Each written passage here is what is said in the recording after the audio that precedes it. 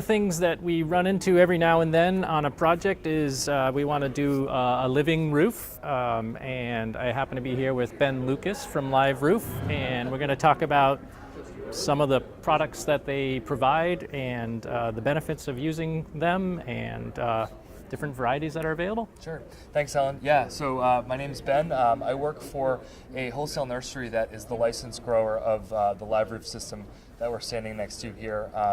It is a modular green roof system that it's delivered to the job site fully grown and pre-planted, so that the day that the roof is installed, when you're done with the installation itself, you have a fully functional, growing, living green roof. And modular means it comes in pre-sized flats or something? Exactly. So we sell we have 4 different size green roof systems, but the most popular one is the 1x2 flat, and it's 4¼ inches thick, and again comes pre-vegetated, and it really is much like a paver, simply placed on the rooftop.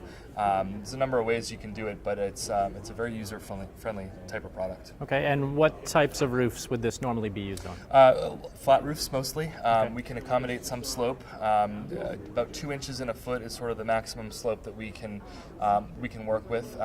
When you get to be more sloping than 2 and 12, you end up with some wet plants at the bottom and some engineering difficulties at the bottom as well. So we work with many different types of roof buildups as well. We can work over insulated foam or conventional rooftops, so we can really accommodate quite a different rooftop membrane. So it could be insulated with a rubber membrane or EPDM. Yeah, or something. that's pretty classic. I think a very typical buildup would be your roof deck. You'd have your roof membrane and then an additional protective layer, and then right on top of that layer we can put our trays and everything that the modules need to function and grow healthy is included within the tray itself. So there's soil, there's a drainage layer, and then the plants themselves. And to keep them healthy, do you need to fertilize them at all, or how often do you have to maintain them? Maintenance is pretty simple. We often advocate for folks getting out. You can actually walk on the roof and pick weeds about once or twice a month. Fertilization, it's a slow release that we recommend. So every couple seasons, if it's the plants are looking a little tired, we recommend using a little fertilizer. But for the most part, they're pretty self-sufficient. The standard size tray that we most often work with is designed to function and be healthy with the rainfall that we get naturally up here.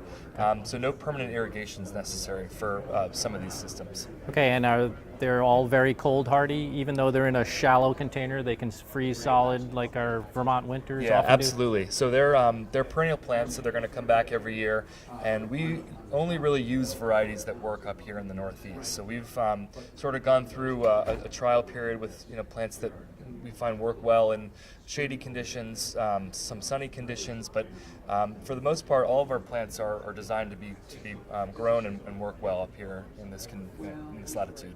And the plants I see here today look like mostly succulent sedum varieties. Do you grow other varieties depending on the use? Yeah, so sedums are really they're the plant of choice, generally speaking, for green roofs, but we have a lot of interest in deeper rooting grasses and perennials.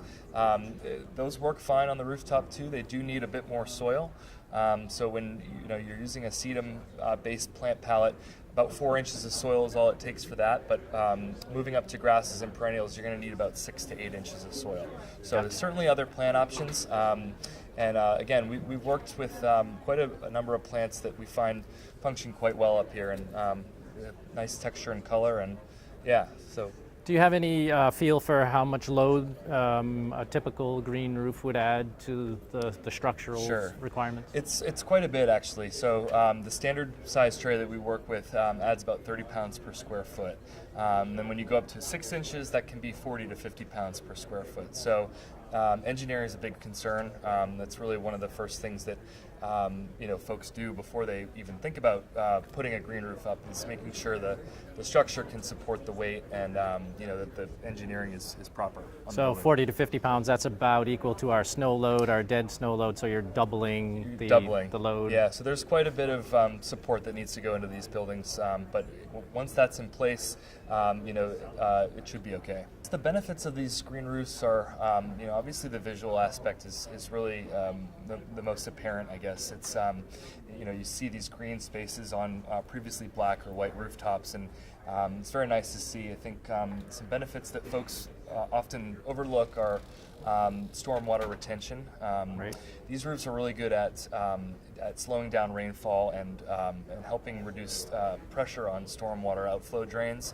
So we like to think that with more green roofs over a general area, we can really make a difference with helping keep the water clean and helping stop that stormwater from flowing off. And I would assume there's also some kind of heat island effect benefit where they're absorbing some of that heat and certainly Absolutely. not adding to the temperature in Yeah. the inner city. And again, it takes a widespread effort of multiple buildings with green roofs, but each one will certainly help contribute to lessening that urban heat island effect for sure.